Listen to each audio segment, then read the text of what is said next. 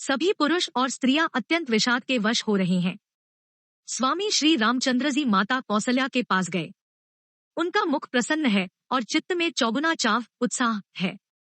यह सोच मिट गया है कि राजा कहीं रख न ले।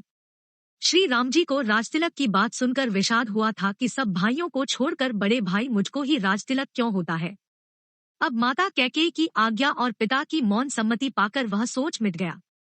श्री रामचंद्र जी का मन नए पकड़े हुए हाथी के समान और राजतिलक उस हाथी के बांधने की कांटेदार लोहे की बेड़ी के समान है। वन जाना है यह सुनकर, अपने को बंधन से छूटा जानकर उनके हृदय में आनंद बढ़ गया है। रघुकुल तिलक श्री रामचंद्र जी ने दोनों हाथ जोड़कर आनंद के साथ माता के चरणों में सिर नवाया। माता ने आशीर्वाद दिया, अपने हृदय से लगा लिया और उन पर गहने तथा कपड़े निछावर किए। माता बार बार श्री रामचंद्र जी का मुख चूम रही है। नेत्रों में प्रेम का जल भर आया है और सब अंग पुलकित हो गए हैं। श्री राम को अपनी गोद में बैठाकर फिर हृदय से लगा लिया। सुंदर स्तन प्रेमरस दूध बहाने लगे। उनका प्रेम और महान आनंद कुछ कहा नहीं जाता। मानो कंगाल ने कुबेर का पद पा लिया हो। बड़े आदर के साथ सुंदर मुख देखकर माता मधुर वचन बोली, हे तात, माता बलिहारी जाती है, कहो वह आनंद मंगलकारी लग्न कब है जो मेरे पुण्य शील और सुख की सुंदर सीमा है और जन्म लेने के लाभ की पूर्णतम अवधि है, तथा जिस लग्न को सभी स्त्री पुरुष अत्यंत व्याकुलता से इस प्रकार चाहते हैं जिस प्रकार प्यास से चातक और चात की शरद ऋतु के स्वाति नक्षत्र की वर्षा को चाहते हैं। हे तात, मैं बलैया लेती हूँ, तुम जल्दी नहा लो और जो मन भावे कुछ मिठाई खा लो। भैया, तब पिता के पास जाना।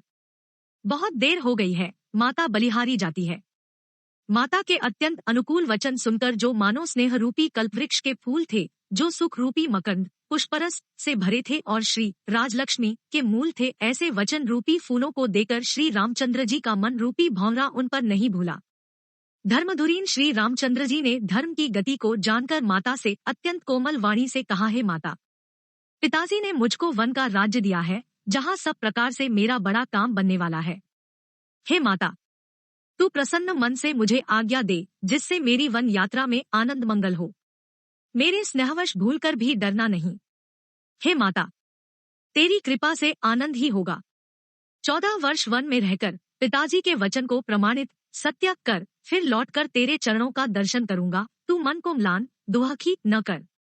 रघुकुल में श्रेष्ठ श्री राम जी के ये बहुत ही नम्र और मीठे वचन माता के हृदय में बाण के समान लगे और कसकने लगे।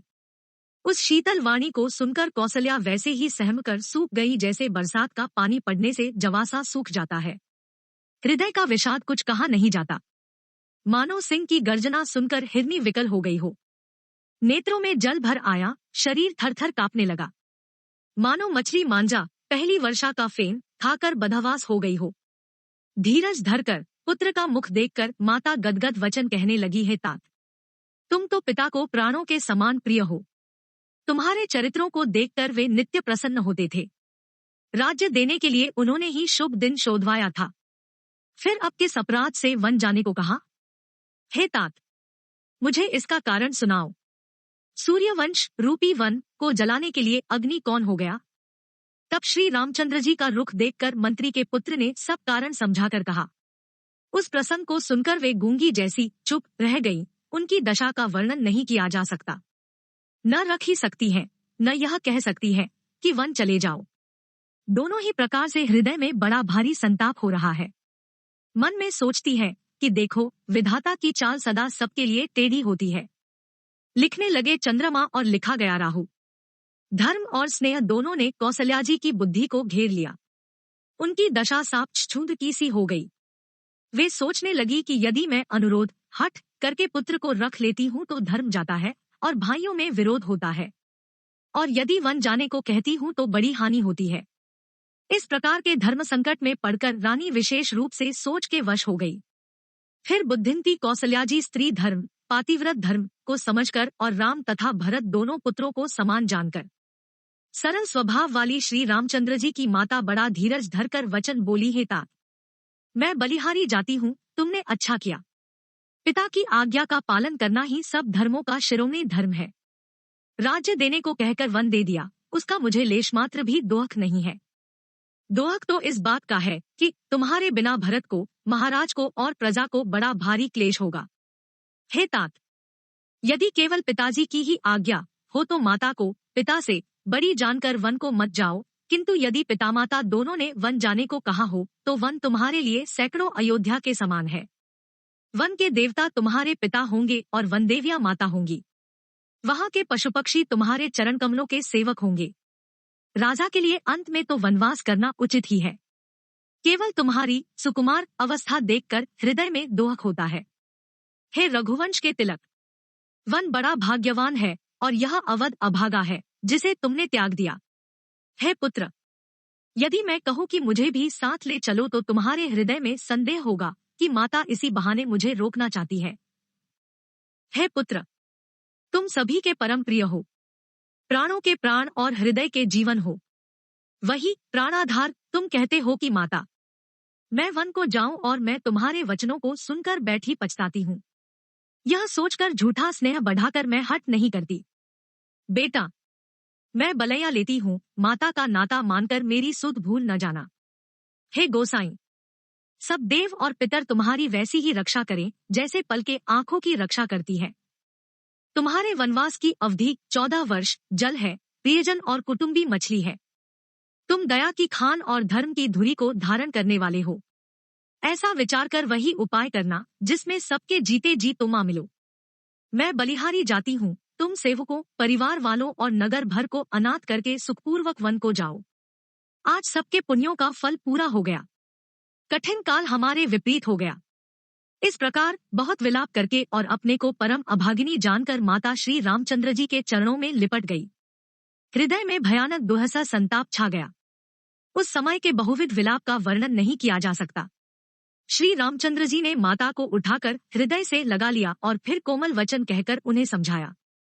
उसी समय यह समाचार सुनकर सीता जी अकुला उठीं और सास के पास जाकर उनके दोनों चरण कमलों की वंदना कर सिर नीचा करके बैठ गई। सास ने कोमल वाणी से आशीर्वाद दिया। वे सीता जी को अत्यंत सुकुमारी देखकर व्याकुल हो उठीं। रूप की राशि और पति के साथ पवित्र प्रेम करने वाली सीता जी नीचा मुख किए बैठी सोच रही है। जीवननाथ, प्राणनाथ वन को चलना चाहते हैं। देखें किस पुण्यवान से उनका साथ होगा, शरीर और प्राण दोनों साथ जाएंगे या केवल प्राण ही से इनका साथ होगा। विधाता की करनी कुछ जानी नहीं जाती। सीता जी अपने सुंदर चरणों के नखों से धरती कुरेद रही है। ऐसा करते समय नूपुरों का जो मधुर शब्द हो रहा है, कवि उसका इस प्रकार वर्णन करते हैं कि मानो प्रेम के वश होकर नूपुर यह विनती कर रहे हैं कि सीता जी के चरण कभी हमारा त्याग न करें। सीता जी सुंदर नेत्रों से जल बहा रही है। उनकी यह दशा देखकर श्री राम जी की माता कौसल्या जी बोली, हे तात, सुनो, सीता अत्यंत ही सुकुमारी है तथा सास, ससुर और कुटुंबी सभी को प्यारी है। पिता जनक जी राजाओं के शिरोमणि है, ससुर सूर्यकुल के सूर्य है और पति सूर्यकुल रूपी कुमुदवन को खिलाने वाले चंद्रमा तथा गुण और रूप के भंडार है। फिर मैंने रूप की राशि, सुंदर गुण और शील वाली प्यारी पुत्रवधू पाई है। मैंने इन जानकी को आंखों की पुतली बनाकर इनसे प्रेम बढ़ाया है और अपने प्राण इनमें लगा रखे हैं। इन्हें कल्पलता के समान मैंने बहुत तरह से बड़े लाड़चाव के साथ स्नेह रूपी जल से सींच कर पाला है। अब इस लता के फूलने फलने के समय विधाता वाम हो गए। कुछ जाना नहीं जाता कि इसका क्या परिणाम होगा। सीता ने पर्यंक पृष्ठ, पलंग के ऊपर, गोद और हिंडोले को छोड़कर कठोर पृथ्वी पर कभी पैर नहीं रखा। मैं सदा संजीवनी जड़ी के समान सावधानी से इनकी रखवाली करती रही हूँ। कभी दीपक की बत्ती हटाने को भी नहीं कहती। वही सीता अब तुम्हारे साथ वन चलना चाहती है। हे रघुनाथ, उसे क्या आज्ञा होती है? चंद्रमा की किरणों का रस अमृत चाहने वाली चकोरी सूर्य की ओर आंख किस तरह मिला सकती है? हाथी, सिंह, राक्षस आदि अनेक दुष्ट जीव जंतु वन में विचरते रहते हैं। हे पुत्र, क्या विष की वाटिका में सुंदर संजीवनी बूटी शोभा पा सकती है? वन के लिए तो ब्रह्मा जी ने विषय सुख को न जानने वाली कोल और भीलों की लड़कियों को रचा है, जिनका पत्थर के कीड़े जैसा कठोर स्वभाव है। उन्हें वन में कभी क्लेश नहीं होता। अथवा तपस्वियों की स्त्रियां वन में रहने योग्य हैं, जिन्होंने तपस्या के लिए सब भोग तज दिए हैं। हे पुत्र, जो तस्वीर के बंदर को देखकर डर जाती है, वे सीता वन में किस तरह रह सकेंगी? देवसरोवर के कमल वन में विचरण करने वाली हंसिनी क्या गड़ैयों तलैयों में रहने के योग्य है? ऐसा विचार कर जैसी तुम्हारी आज्ञा हो, मैं जानकी को वैसी ही शिक्षा दूं। माता कहती है, यदि सीता घर में रहे तो मुझको बहुत सहारा हो जाए। श्री रामचंद्र जी ने माता की प्रिय वाणी सुनकर, जो मानो शील और स्नेह रूपी अमृत से सनी हुई थी, विवेक में प्रिय वचन कहकर माता को संतुष्ट किया। फिर वन के गुणदोष प्रकट करके वे जानकी जी को समझाने लगे।